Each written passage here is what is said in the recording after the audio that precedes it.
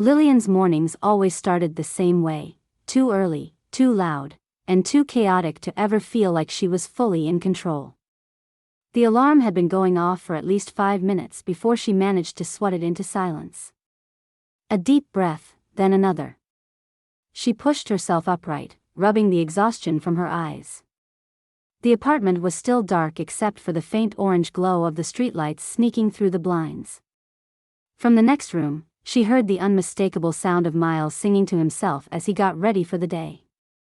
He did that when he was in a good mood, usually when there were waffles involved. Lillian swung her legs over the side of the bed and stretched, glancing at the clock. No time for waffles. Again. She padded into the hallway, the scent of kid-friendly toothpaste already drifting from the bathroom. Miles stood on his tiptoes at the sink, carefully scrubbing his teeth with the focus of someone preparing for an Olympic event. "You're up early," she said, leaning against the doorframe. "I have a spelling test today." He spit into the sink and wiped his mouth with the back of his hand. "I studied the words before bed like you said." Lillian smiled, reaching out to smooth down his messy curls. "Good. That means I don't have to worry about you embarrassing the family name." He rolled his eyes, but his grin gave him away. "Can we get pizza for dinner if I get them all right?" "Bribery?" Lillian placed a dramatic hand over her heart. "I would never participate in such a thing." Miles sighed loudly, the way only an 8-year-old could. "Fine, I'll just be smart for free." "That's my boy." Breakfast was a blur: toast, half a banana, and whatever was left in the cereal box. Lillian checked her phone while Miles ate, scrolling through job listings out of habit. The hotel paid the bills, but barely. She wanted more. Not in a dreamy, reach-for-the-stars way. Just enough so that she didn't have to count every dollar at the grocery store or push the electricity bill to the last possible day. By the time they made it out the door, she was already running late. They rushed down the apartment stairs, her work shoes clicking against the steps while Miles chattered about the test, a new video game, and how the substitute teacher smelled like peanut butter. Lillian half listened, half planned out the next 12 hours in her head: drop Miles at school, rush to the bus stop, hope the front desk wasn't a disaster zone, survive until closing. The hotel was a mid-range place, the kind of spot that saw business travelers, families, and the occasional tourist who had no idea where they were. Lillian liked the work well enough, but the long hours and unpredictable guests drained her by the end of the day. Still, it was a job. A steady one. The lobby was already buzzing when she arrived, her manager giving her a look that said "You're cutting it close," but thankfully, no lecture. Lillian slipped behind the desk, plastering on the polite, competent smile that came with customer service. By the time her shift ended, her feet ached, her head throbbed, and her patience was one loud complaint away from shattering. She stepped outside into the cool evening air, closing her eyes for a second before heading home. Miles greeted her at the door, still in his school uniform, barefoot, and buzzing with energy. He talked a mile a minute while she made a quick dinner: scrambled eggs, toast, and whatever frozen vegetables looked the least depressing. Then came homework, bedtime negotiations, and the final hurdle of the night, getting Miles to actually sleep. Just as she was settling onto the couch, remote in hand, a rare moment of peace stretching ahead of her, Miles's excited voice shattered the quiet. "Mom. Mom, you're on TV." Lillian frowned, barely looking up from her phone. "What?" "Come here. You're on TV." His urgency made her sit up, setting her phone aside. She walked over, drying her hands on her sweatpants. Miles was pointing at the screen, his eyes huge with excitement. "Look." And then she froze. On the screen, under the elegant glow of a chandelier, a woman identical to her stood at a luxury gala. Same face. Same eyes. Same everything. The camera zoomed in on her as she smiled at the man beside her, Vincent Harrington. A name even Lillian knew. Miles turned to her, his face glowing with amazement. Mom. What's going on? Is that you? Are you famous? Lillian forced out a laugh, shaking her head quickly. No, baby. That's not me. She just looks like me. But she really looks like you, he insisted. Lillian couldn't argue. She stared at the screen, trying to make sense of what she was seeing. It wasn't just a vague resemblance. The woman didn't just have similar features, she had her face, her expressions, even the way she tucked her hair behind her ear. A doppelganger. A twin she never knew existed. Some strange coincidence. Miles bounced on the couch, still thrilled by the discovery. Maybe she's your secret sister. Or you're actually a princess, and you got switched at birth. She chuckled, ruffling his hair. Yeah, maybe I have a long-lost royal inheritance waiting for me. Think they'll pay off our rent? He laughed, but she still felt off balance. The moment passed, the show cut to something else, and Miles lost interest, switching topics to school drama and whether or not he could convince her to get a dog. Lillian played along, smiling when she was supposed to, teasing when it was expected. But later, when the apartment was dark and quiet, when Miles was curled up in bed, breathing deeply in sleep, and the world had settled, she lay awake. Her mind replayed the scene on the TV over and over. It had to be a coincidence. It had to be. And yet, as she stared at the ceiling, she couldn't shake the feeling that something was deeply, unsettlingly wrong. Lillian was used to feeling invisible. At the hotel, she was just another face behind the reception desk, answering the same questions, offering the same polite smiles, blending into the background like the neutral wallpaper no one noticed. But today, something was different. The man at the counter, well-dressed but slightly disheveled, squinted at her with the kind of intensity that made her shift uncomfortably. He had the look of someone trying to place a name to a face, and whatever conclusion he reached made his eyebrows lift in surprise. I didn't know you worked here, he said, his voice carrying the confidence of someone who expected to be remembered. Lillian offered her standard professional smile, waiting for the context that would never come. How can I help you, sir? His expression shifted into amusement. You don't have to be formal with me, Ava. Her smile froze. I'm sorry. You're good, he said with a chuckle. Keeping a low profile, huh? She stared at him, confused, but before she could respond, he shook his head. I won't blow your cover. He winked, grabbing the key card she had just placed on the counter. Enjoy your little getaway. He walked off, leaving her standing there, stomach twisting, heart pounding. Ava. The name clung to her, pressing in like a fog. The moment stuck with her throughout the morning. She kept expecting him to return, laughing at some inside joke she wasn't in on, but he never did. Instead, the day crawled along, customers checking in and out, requests piling up, the printer jamming at the worst possible moment. The usual frustrations should have grounded her, pulled her back into routine, but the name echoed in her head. Then, just before her break, a coworker leaned against the counter, stirring her tea. You look better today, she said casually. Lillian blinked. Better? Yeah. You were out of it yesterday. I mean, would be too if I felt that sick. Lillian forced a small laugh. Right. Yeah. But she hadn't been sick yesterday. She had been here. Working. The same as always. She almost asked for clarification, almost joked about how she must have sleepwalked through her shift, but something held her back. Instead, she focused on her screen, pretending to read an email that wasn't even open. The rest of her shift felt slow and strange. Every so often, she caught herself looking around, expecting someone else to call her Ava, to recognize her in a way that didn't make sense. But no one did. By the time she got home, she was exhausted. Miles had already kicked off his shoes in the middle of the living room, his backpack half unzipped and hanging off the couch. "Did you pass your spelling test?" Miles grinned. "I got 2 wrong. Do I even want to know what words?" He plopped onto the couch dramatically. "I spelled necessary with, like, way too many S's. And chaos with a K." Lillian winced. "I mean, that's kind of an honest mistake."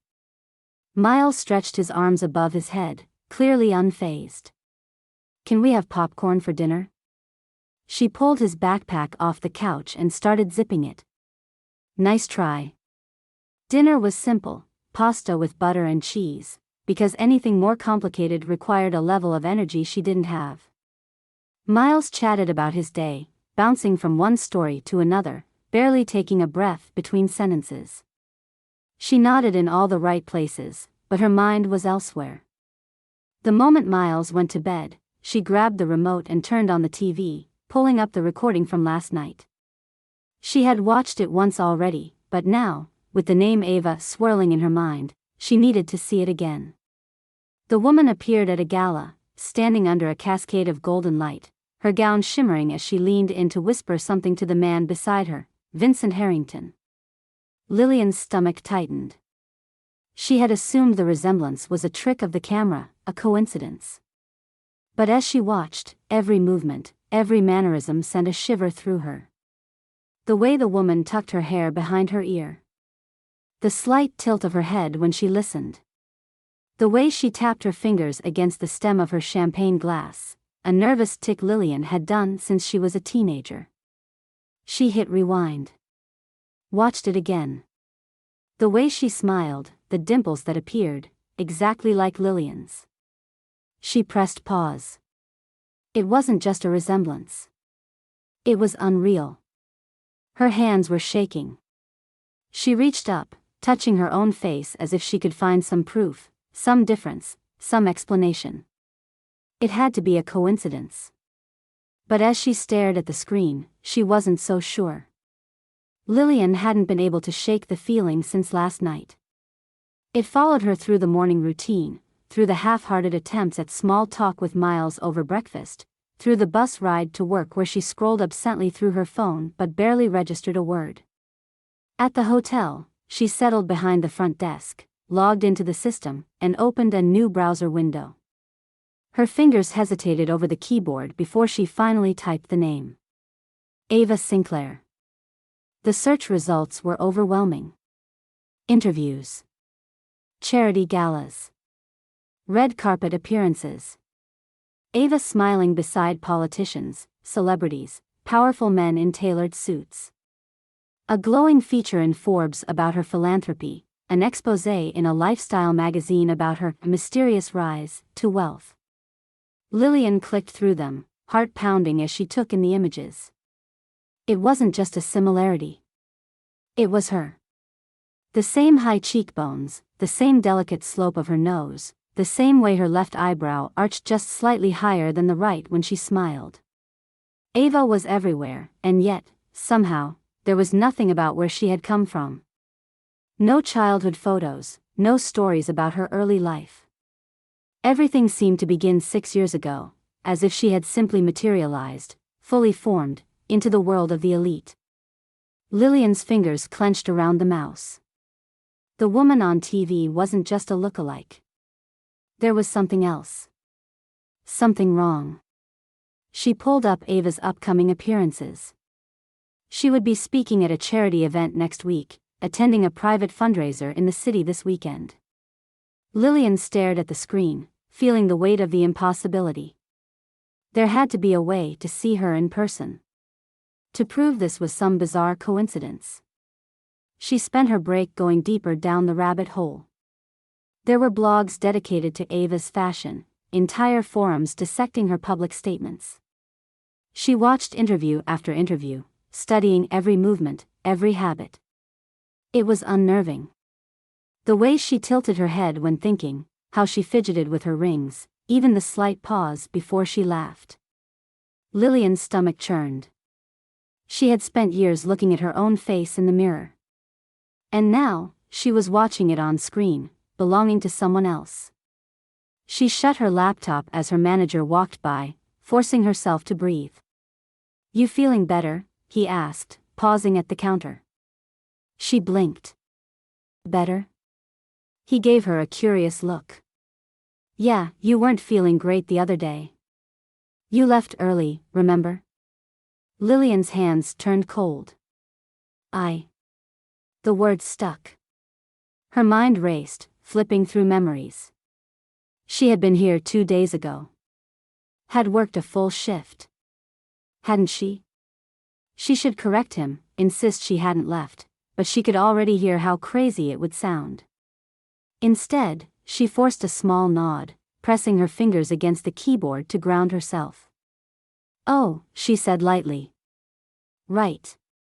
He patted the counter before walking off, leaving her staring blankly at the screen. She didn't leave early. She knew she didn't. But if she didn't, then where had she been? By the time she got home, the unease had settled into something deeper. She barely tasted dinner, barely registered Miles' chatter as he filled the silence between bites. "Mom," he said finally, frowning. She blinked up at him. You're being weird." She managed a smile. "Just tired." He studied her for a second before nodding, apparently satisfied with the answer. She waited until he was in bed before pulling out her laptop again. Ava Sinclair. She wasn't done yet. She combed through every detail she could find, scribbling notes, trying to piece together something that made sense. But the more she read, the more questions she had. Her phone buzzed on the coffee table. A news alert. Ava Sinclair spotted leaving a private members-only club just an hour ago. Lillian let out a slow breath. It was always like this. Ava was always just out of reach. She shut the laptop and rubbed her temples, exhaustion finally catching up. She just needed sleep. Clarity. Maybe in the morning, things would feel. She woke up abruptly, heart pounding. The room was dark, the apartment silent except for the faint hum of the refrigerator. Something was wrong. Her breath came fast, uneven. She lifted her hands and felt fabric under her fingertips. A dress. She was still wearing a dress. Not the sweatpants and t-shirt she had gone to bed in. A silk dress she didn't recognize, fitted perfectly, expensive in a way that sent panic rushing up her throat. Her pulse thundered in her ears. Her shoes were still on. Her makeup was still perfect. She stared at her reflection in the window. She looked like a woman who had been somewhere else. Lillian had never been one to obsess over anything.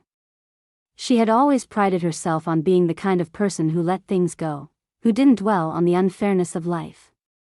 It was a skill she had perfected out of necessity, from years of juggling single motherhood, bills, and a job that barely covered the essentials. But now, she couldn't think of anything except Ava Sinclair. Her own face, her own mannerisms, displayed across glossy magazine covers and glowing screens. A stranger who wasn't a stranger at all. It was all-consuming, pressing in on her like an invisible weight. So when she saw the article, Ava Sinclair to attend private charity gala benefiting the arts, it felt like a challenge. Ava would be there. In the same city. At a location she could get to. Lillian didn't hesitate. She spent hours planning, figuring out how to get into the event without raising suspicion.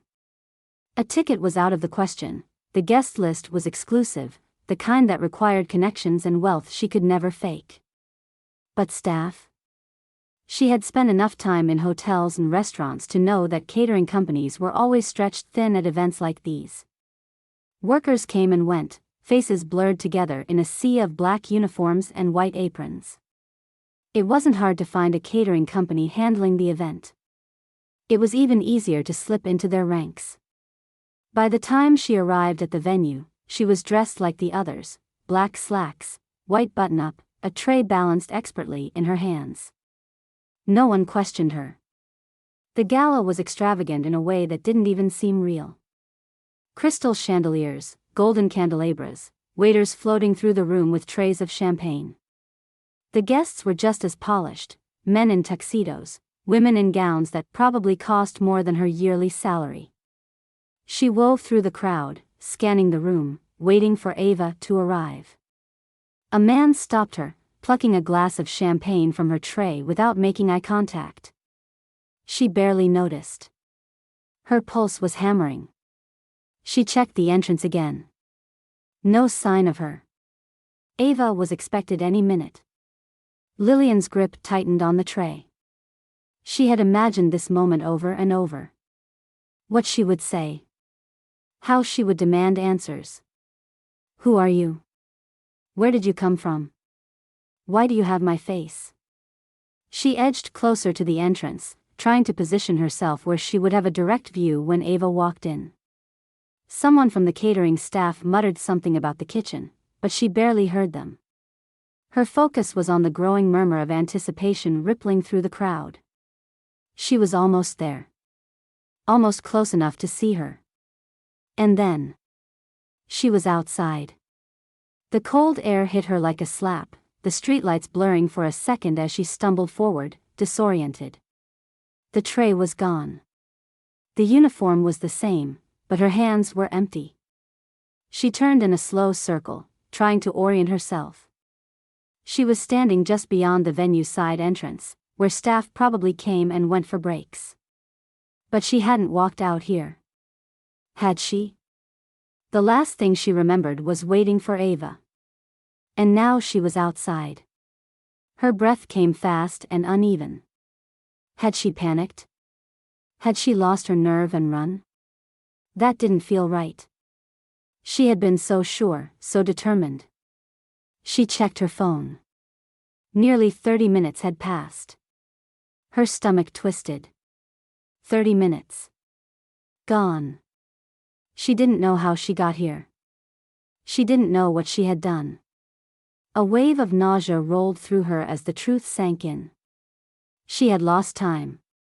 And she had no idea why. Lillian had never seen Vincent Harrington in person, but she knew his face as well as anyone who had ever passed by a magazine rack. He was one of those men who made headlines simply by existing, billionaire investor, philanthropist, the kind of person who made things happen, in vague but impressive ways. If anyone knew the truth about Ava Sinclair, it was him. She had debated waiting, thinking through a strategy, but after what happened at the gala, the missing time, the sheer terror of not knowing what had happened to her own body, waiting was no longer an option. So she took the simplest approach. She walked straight into the lobby of the Harrington Foundation headquarters, wearing her best attempt at professional confidence. The receptionist barely glanced at her. "Do you have an appointment?" Lillian flashed the fake press badge she had printed from the internet that morning. "I'm with the New York Tribune," she lied smoothly. "I have a last-minute request for an exclusive quote from Mr. Harrington." The receptionist arched a perfectly shaped brow. "Mr. Harrington is very busy." "I'm sure he is. But it would be a shame if the Tribune ran our feature without his comment." "I can wait, of course, but my editor is eager to finalize the story." The woman hesitated. Lillian held her breath. Finally, the receptionist sighed and reached for her phone. "Let me check if he has a moment." 10 minutes later, Lillian was being led through glass-paneled hallways, her pulse hammering in her ears. This was absurd. She had no idea what she was doing. She had never even spoken to a billionaire before, let alone tricked her way into a meeting with one. But there was no turning back now. The assistant opened the door to a sunlit office with a view that stretched across the city skyline. And there he was. Vincent Harrington sat behind a sleek black desk, his navy suit crisp, his watch glinting under the soft light. He barely looked up from his tablet as she entered.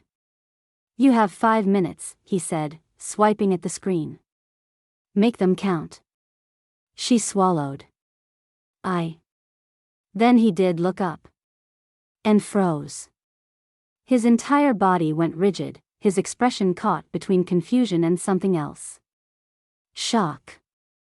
Lillian opened her mouth, ready to launch into the scripted introduction she had rehearsed, but Vincent beat her to it. "You've got to be kidding me," he muttered, rising from his chair. His voice was low, furious. Lillian faltered. "Mr. Harrington, Do you think I'm an idiot?" Her heart pounded. "Excuse me? You think I don't know a scam when I see one?" He took a step closer, studying her like she was some bizarre magic trick. "I'm not, I don't. Ava is at home right now." The words hit like a slap. Lillian blinked. "What?" "She's at home," Vincent repeated, his voice sharp, cutting. "So whoever you are, whatever game you're playing, it's not going to work." The room tilted. This was impossible. She had seen Ava on TV, had followed her appearances, had spent weeks trying to track her down. And now Vincent was telling her she was at home? "You think you can trick me?" he continued, eyes narrowing. What was the plan? Blackmail? A sob story? "You're not the first con artist who's tried this, but I promise you, you're not going to get far."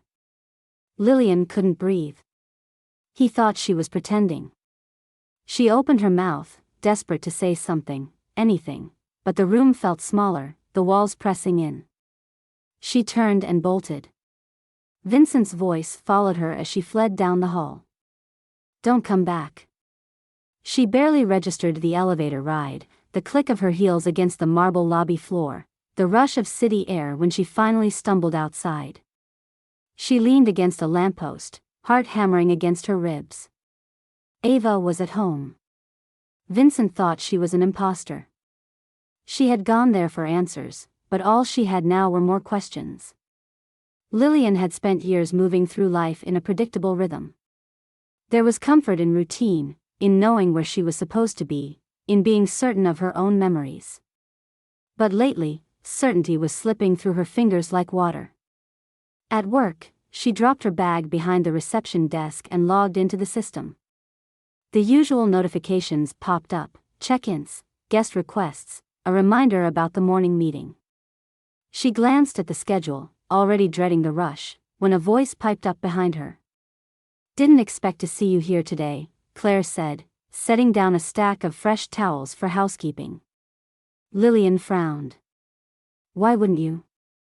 Claire gave her a look, half amused, half confused. "Because you called out yesterday?" The words didn't make sense at first. Lillian let out a short laugh, waiting for Claire to say she was joking, but it never came. "I was here yesterday," Lillian said slowly. "We worked together in the morning." Claire's expression shifted. "No, you weren't." "Yes, I was." Claire shook her head. "Lillian, I covered for you. You texted that you weren't feeling well."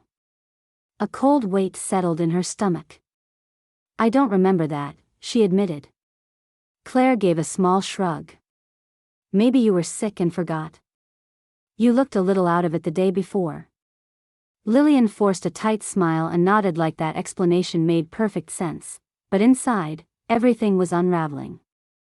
She pulled out her phone under the counter, fingers shaking slightly as she scrolled through her messages. No text to Claire. No call to her manager. Nothing that explained why everyone thought she hadn't been here. But she remembered. She knew she had been here. At home that evening, she sat on the couch with Miles while he worked on a crossword puzzle, his face scrunched in concentration. "Hey, bud," she said, keeping her voice casual. "Have I ever forgotten to pick you up from school?" Miles barely looked up. "Yeah, last week. Grandma had to get me." Her breath caught. "No, I didn't," she said, trying to sound normal. "I was there." "No, you weren't," he said easily, circling a word in his puzzle. "I waited forever. Grandma said maybe you got stuck at work, but you didn't answer your phone." Lillian stared at him. She wanted to argue. She remembered being there. She remembered standing outside the school, waving as he ran to her. She remembered asking him about his day, the way he told her his friend Liam had tripped on the sidewalk and declared that he was never coming back to school again. She remembered it. But Miles was telling her it hadn't happened. Something was wrong. That night, she barely slept. She tossed and turned, replaying every memory, trying to force them into place. She checked her call log, her texts, her emails. Nothing was missing. Nothing was wrong, except for the fact that everything was. The next morning, her phone buzzed with a new message. Vincent Harrington. She had never added his number, but there it was, staring back at her. I missed you at the gala. Hope you had a good night's sleep. Her breath hitched. What gala? She had stayed home. Hadn't she? She stared at the screen, reading and rereading the words until they blurred. The worst part wasn't the message itself.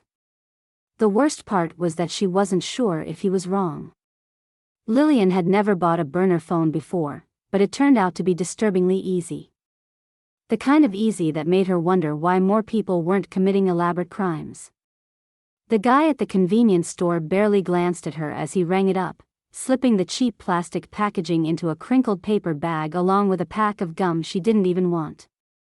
She walked home gripping the bag too tightly, her thoughts racing.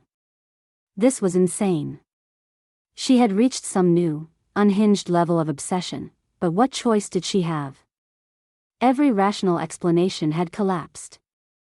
The truth, whatever it was, kept shifting under her feet, and she was sick of feeling like she was losing her mind. The plan was simple. Ava Sinclair was impossible to reach, but investors? Investors got meetings. Investors got personal contact. And Lillian had spent enough time at the hotel watching wealthy guests to know how they spoke, how they carried themselves, how they made requests with the kind of confidence that ensured they were never questioned. She set up the meeting through Ava's foundation, keeping the message vague but enticing. An anonymous investor, interested in her latest project, eager to discuss a partnership. She was careful, choosing a neutral cafe in a part of town where neither of them would be recognized. The response came within hours. Ava, or someone from her team, agreed. Tomorrow at 3 p.m. Lillian barely slept that night. The next afternoon, she arrived early, choosing a seat near the window where she could see every person who walked through the door. Her hands fidgeted around her coffee cup, fingers drumming against the ceramic. She had thought about this moment too much, rehearsed it in her head like some twisted daydream. What would she say? What could she say? Would Ava recognize her? Would she be confused, amused? Would she try to deny the impossible? Her stomach twisted. Ava would be here any minute. Lillian took a slow breath, forcing herself to stay calm. She just had to wait. And then she blinked. The cafe had shifted. Something was wrong. Her table was different. Not by the window anymore. Her coffee cup was full, steaming, though she didn't remember ordering another one. The light had changed, the shadows stretched differently across the floor. Lillian's breath caught. She grabbed her phone, checking the time. 3:42 p.m. 40 minutes. Gone. Her chest tightened. She looked wildly around the cafe, scanning the faces, searching for any sign that Ava had been here. But she was alone. She had missed her. Again. Lillian had spent the better part of the last week feeling like she was coming undone. Memories slipping. Time vanishing. People insisting she had been places she didn't remember going, missing moments she swore she had lived. And now, this, the cafe, the missing 40 minutes, Ava Sinclair always just out of reach. She wasn't losing her mind. She refused to believe that. There had to be something concrete, something real that explained all of this. So she did what any rational person on the verge of an existential crisis would do, she went straight to the internet. Her research into Ava Sinclair had been thorough before, but now, it was obsessive. She scoured archives, dug through old newspapers, searched for anything at all, that pointed to Ava's existence before she became a billionaire philanthropist. Nothing. Ava Sinclair appeared, fully formed, 6 years ago. No high school yearbooks. No childhood photos. No awkward college interviews or bad social media posts from 2012. Just nothing. It wasn't just unusual. It was impossible. People didn't just appear. They had families, history, embarrassing baby pictures. They had past lives before they became who they were. Ava had none. Lillian scrolled through yet another article, rubbing her temples, exhaustion pressing in. It was late, Miles had been asleep for hours, and the apartment was quiet except for the soft hum of the refrigerator. Her coffee had gone cold beside her, untouched.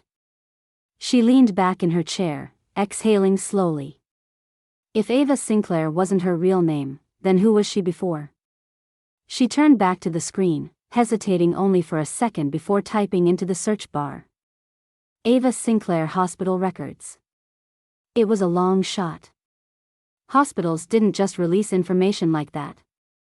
But sometimes, little details slipped through the cracks. And then, suddenly, there it was. A car accident. 6 years ago. No headlines. No scandal. Just a small, nearly forgotten article buried in an old medical forum, listing a Jane Doe admitted to a private hospital after being pulled from the wreckage of a crash on the Amalfi Coast. Jane Doe. No identification. No family to claim her. For weeks, she had no name. Until she recovered. Until she became Ava Sinclair. Lillian's breath came fast and uneven as she scrolled further. And then she saw it. The name listed before her official discharge. Lillian Whitmore. Her stomach dropped. Her own name. She wasn't looking for Ava. She had been looking for herself. Lillian wasn't scared anymore. She wasn't confused. She wasn't spiraling, or panicking, or wondering if she was losing her mind. She had proof. Her name, listed in cold, clinical font. Lillian Whitmore. 6 years ago. A Jane Doe. A near-fatal accident. And then, suddenly, Ava Sinclair. Vincent Harrington had done this. She didn't know how.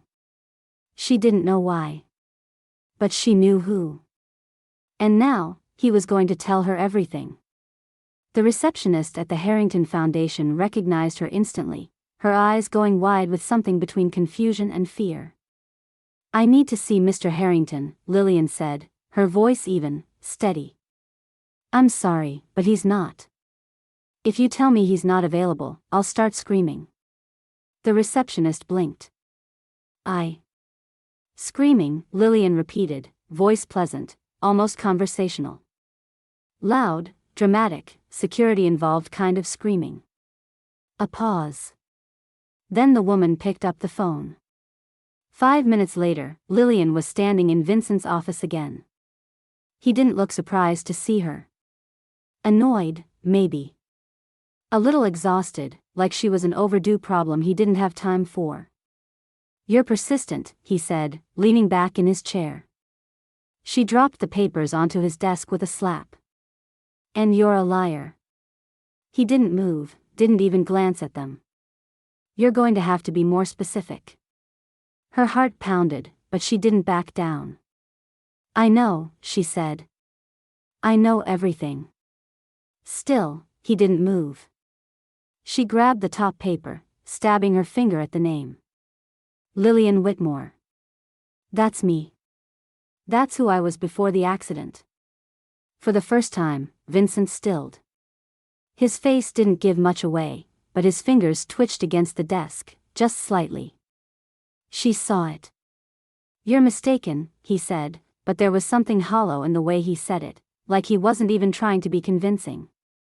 "I was in that hospital," she said, voice shaking now. "I was the Jane Doe. And then, suddenly, I wasn't. Suddenly, I was Ava Sinclair. Silence. Then, finally, he exhaled. So you remember?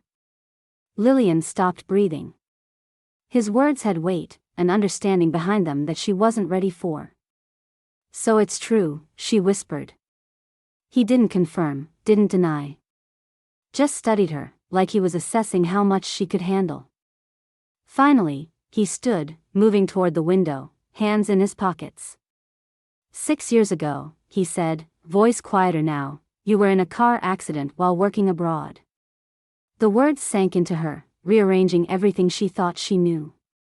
You lost your memory completely, he continued. When you woke up, you didn't know who you were. No ID, no records. There was no one looking for you. Her throat was tight. That's not possible. I had. Her voice broke. She had Miles. She had a home. A life. Vincent turned to face her, his expression unreadable. I built you a new one, he said. She couldn't breathe. Why? She demanded. His jaw tensed. Because you needed one. She was Ava all along. Lillian sat in Vincent's office, the papers still on his desk, untouched. The weight of his words pressed down on her, made the room feel too small, made her hands shake against her lap. She had come here demanding answers, and now that she had them, she wished she could give them back. You're saying I just woke up in a hospital with no memory? Nothing at all? Vincent didn't sit back down.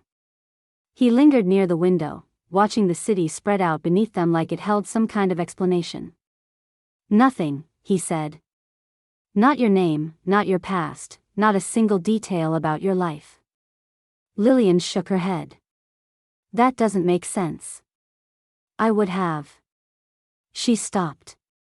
Because she didn't know what she would have done. Because she had no memory of those missing years. The timeline in her head had always had gaps, blurry edges she had ignored because life had been too busy, too demanding to stop and dwell on things that didn't fit. But now, looking back, she realized those gaps weren't just moments, they were years. She had been in a hospital. She had been a Jane Doe. She had woken up as someone else. Ava Sinclair. She felt sick. Why didn't anyone find me? Her voice came out quieter than she intended. My family. Vincent turned, and for the first time, he looked uncomfortable. You didn't remember them, he said. And they didn't know where to look. Something about the way he said it made her skin crawl. She had family. She knew that. And then it hit her all at once. Not just family. Miles. Her stomach twisted. Oh my God, she whispered. My son. Vincent didn't move. She stood so fast her chair scraped loudly against the floor. I had a son, she said, her voice rising. I have a son. Where is he? Where was he? Vincent exhaled slowly, like he had been waiting for this moment. He was with your mother, he said. She believed you were dead. Lillian's vision blurred. She could barely hear him over the pounding in her ears. Miles had been alone. Her mother had buried her, grieved her, raised her son thinking she would never come back. And she had been here, in this life, with Vincent, not even knowing. She braced herself against the desk, nausea rolling through her. How long? She choked out. Vincent's voice was steady, calm in a way that only made her angrier. 6 years. She let out a shaky breath. 6 years. Miles had grown up without her for 6 years. And Vincent, he had known. Her hands curled into fists. You knew. He held her gaze. I did. Her breath caught. And you didn't tell me? I didn't want to take something from you that you weren't ready to have back. She let out a sharp laugh, but it wasn't amusement. It was disbelief, fury, heartbreak all tangled into something she didn't have the strength to unravel. "You mean you didn't want to lose Ava Sinclair," she said. His jaw tightened. "I wanted you to be happy." Lillian turned away, her heart hammering. She had spent all this time chasing Ava, desperate to find her, and now she realized, she had been running from herself. And worst of all, she had left someone behind. Someone who had never stopped waiting. Miles. And now that she had remembered, she had to go home. Lillian sat in the back of a taxi, gripping her phone so tightly her knuckles ached. The streets of the city blurred past, lights flashing in streaks of gold and red, but she wasn't really seeing them. She wasn't even sure if she was awake or dreaming or trapped somewhere in between. The truth sat in her stomach like a stone. She hadn't just been looking for Ava Sinclair.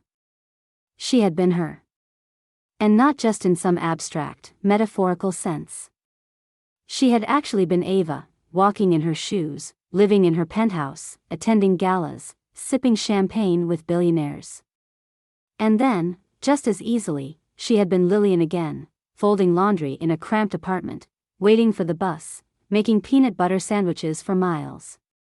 2 separate lives. 2 separate people.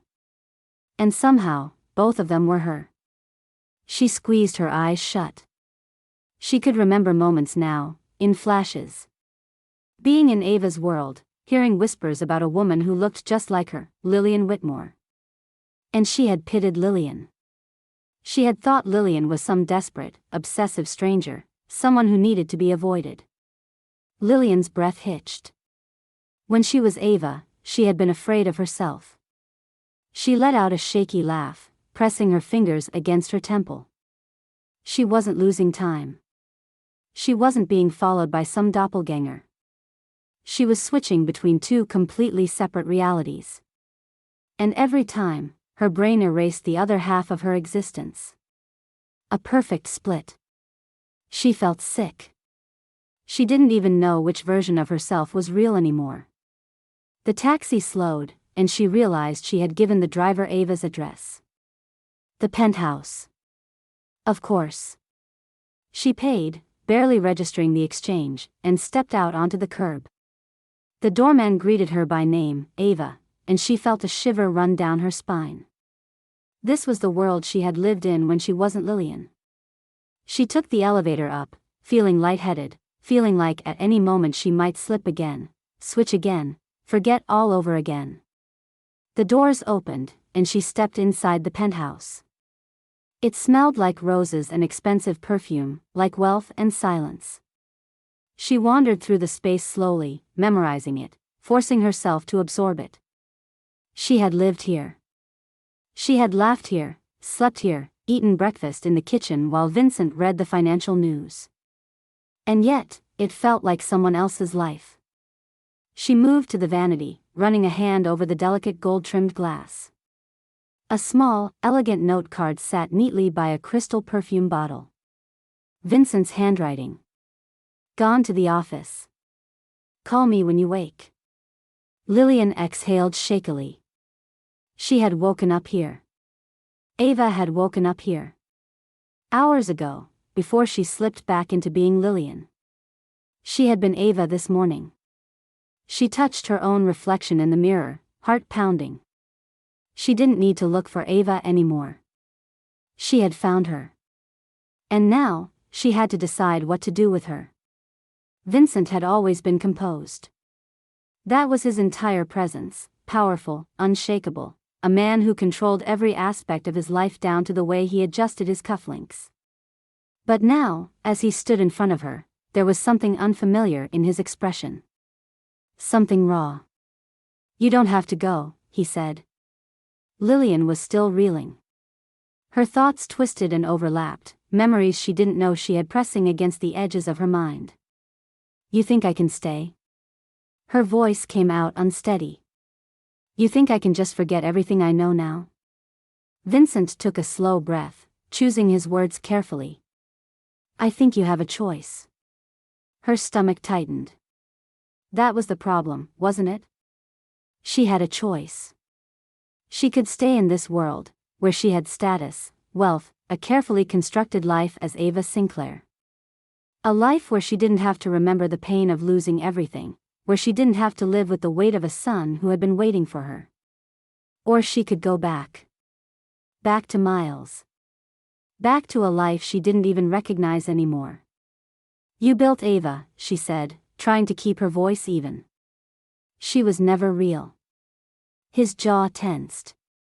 "She was real to me." Lillian swallowed hard. She felt both. Ava wasn't a mask she had put on. Ava was her. The grace, the power, the effortless way she could command a room. But Lillian was also her. The messy, tired, struggling woman who worked double shifts and packed school lunches and knew exactly how Miles liked his peanut butter sandwiches. How could she be both? How could she be either? Her phone buzzed in her pocket. She didn't have to look to know who it was. Her mother had been calling since she left. No doubt Miles had been asking where she was, why she wasn't home.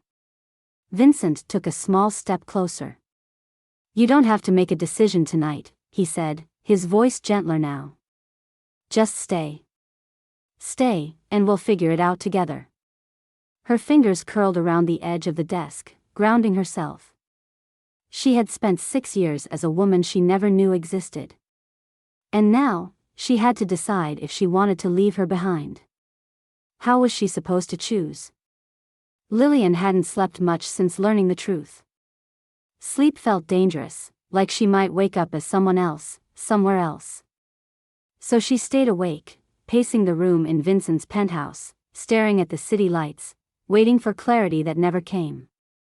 The air was thick with indecision. Vincent barely left her side, like if he did, she might vanish. He spoke carefully, offering reassurances without pressure. They could figure this out. She didn't have to decide right away. She had time. But she didn't feel like she had time. She felt like she was standing on a tightrope between two entirely different lives, and if she stepped the wrong way, she'd lose herself forever. Then Miles called out for her in his sleep. She had gone back to her mother's house, slipping in late at night after Vincent finally let her go, after promising she'd come back in the morning. She told herself she wasn't here to make a decision, she was just here to see him. Just for a little while. The house was quiet, except for the creak of the floorboards beneath her feet. Her mother had left a light on in the hallway, the way she used to when Lillian was younger, in case she came home late. She stood outside Miles's room, pressing her palm against the doorframe, staring at his small sleeping form. His face was soft, peaceful, his breath slow and steady. Then he whimpered. It was quiet, barely a sound, but something in her stomach twisted. She took a careful step inside, her heart in her throat. Miles stirred, his little body curling into itself. "Mom?" His voice was thick with sleep, but there was panic beneath it. "I'm here," she whispered, moving to the edge of his bed. He sat up, blinking at her with wide, glassy eyes. "You were gone." Her throat closed. "I know. I dreamed you got lost," he murmured, rubbing his eye with his fist. "And you didn't come back." She smoothed his hair, her fingers shaking slightly. "I came back." His small hands grabbed onto her sleeve. "Promise you won't go again." And that was it. That was the moment. Because Ava Sinclair didn't have a son. Ava Sinclair didn't belong here, kneeling next to this little boy, promising to stay. But Lillian did. She pulled Miles close, wrapping her arms around him, pressing a kiss to his temple. She wasn't Ava. She never had been. She was Lillian Whitmore. And there was no version of her life worth living if it didn't include her son. Lillian didn't have to say the words. Vincent already knew. She could see it in the way he stood when she walked into his office the next morning, his posture tense but resigned, hands clasped together on his desk like he was holding something in place.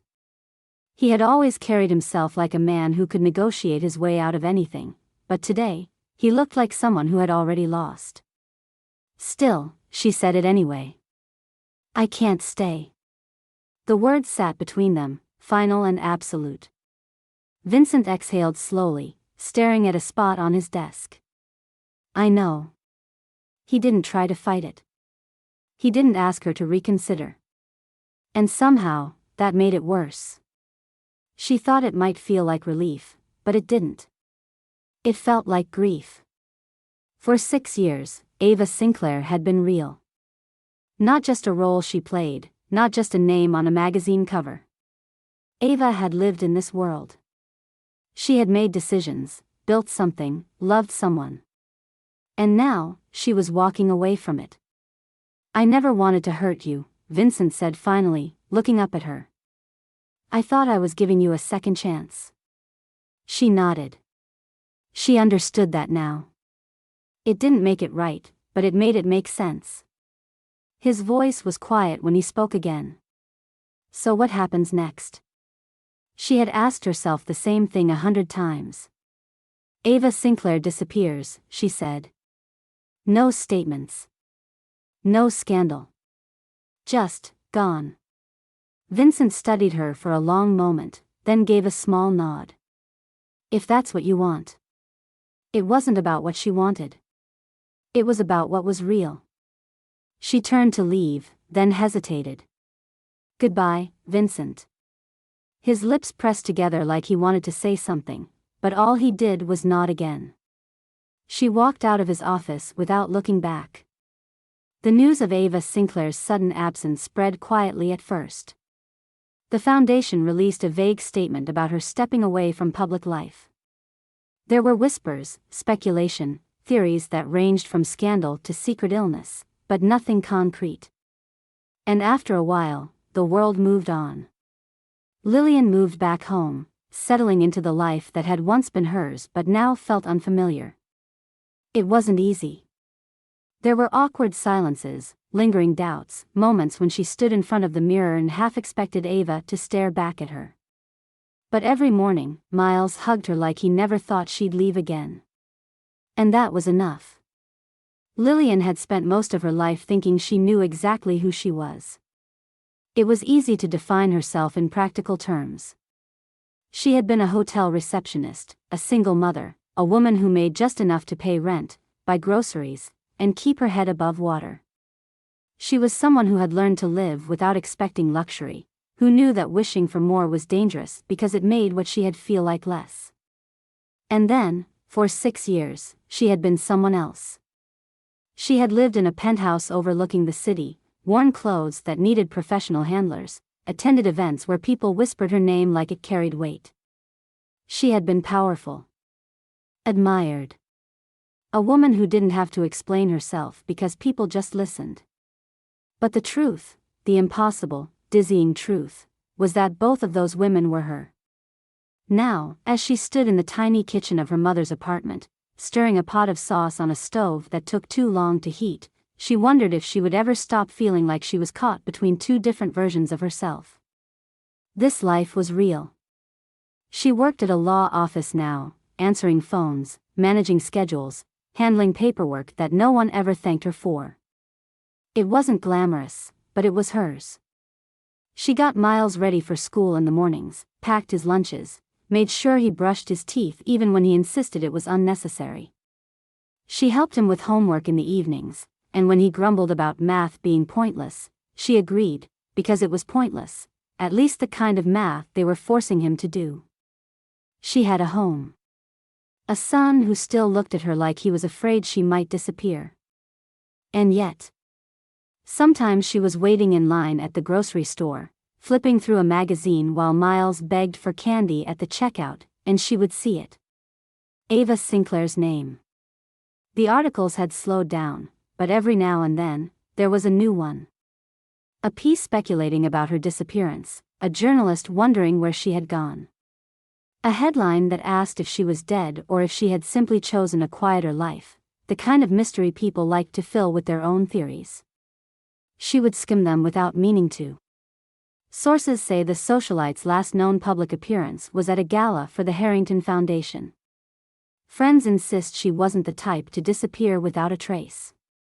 Ava Sinclair left behind an empire, so why would she walk away from it? Lillian would shut the magazine before she could read too much. Ava Sinclair was a ghost now. Most days, she didn't miss it. But some days, she did. She didn't miss the attention, or the expectations, or the constant need to be something polished and poised and perfectly put together. But she missed the certainty. Ava had always known exactly who she was. Lillian wasn't so sure. The smell of burning sauce jolted her back to reality. She turned off the stove, sighing as she grabbed a spoon to taste it. Too much salt. She could fix that. Her phone buzzed from across the counter. Unknown number. She wiped her hands on a dish towel, hesitating before answering. Hello? A long pause. Then, Vincent's voice. Lillian. She closed her eyes. She hadn't heard his voice in months. She had walked out of his life, out of Ava's life, and he had let her go. No messages. No calls. No attempts to pull her back. And now, here he was. I wasn't sure you'd answer, he said. She gripped the phone tighter. I almost didn't. A long silence stretched between them. He had always known how to use silence, how to make people sit in it until they spoke first. She had once admired that about him, the way he could wait people out. But she wasn't the same woman he had molded. She didn't fill silences just because they were uncomfortable. How are you? He asked finally. She could have lied. Could have told him she was fine, that things were simple now, that she didn't think about Ava at all. I don't know. Honest. Unexpected. He exhaled, the sound heavy through the line. I miss you, he admitted. Her throat tightened. She didn't know what to do with those words. She had spent 6 years as Ava Sinclair, and in those years, Vincent had been the one constant thing. The one person who had never doubted her, never questioned who she was, because he had created her. She thought about the way he had looked at her when she said goodbye, the way his jaw had tensed, the way he had let her go even though she knew it had broken something in him. And now, he was here. Not demanding. Not trying to pull her back. Just waiting. The sauce had definitely burned now. She turned off the stove, gripping the phone with both hands. I have to go, she said softly. Another pause. Then. Okay. She ended the call before she could change her mind. That night, she stood in front of her closet, staring at 2 dresses hanging side by side. One simple. One extravagant. She reached out, fingertips grazing the fabric. A choice. A life. Who was she now? Which one would she wear today?